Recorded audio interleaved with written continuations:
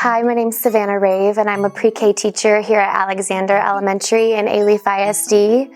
One thing I love about the pre-K experience is that you get to be a part of a student's first experience at school.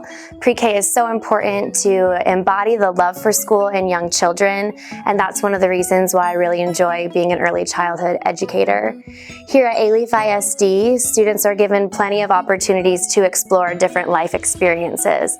That's one thing that separates us from a different classic traditional pre-K program.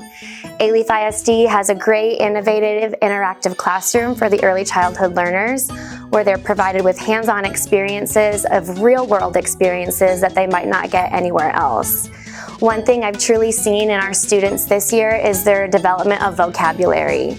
The experiences in this room provide students with vocabulary that will carry them all throughout their education. They're building background knowledge in each experience that they get in these classrooms that they can carry on with these experiences to help in their writing later on in their education. Our schools here in Alief ISD embody that children should learn through play, through interacting with others, through socializing with others, and they do a great job of providing those opportunities for our students.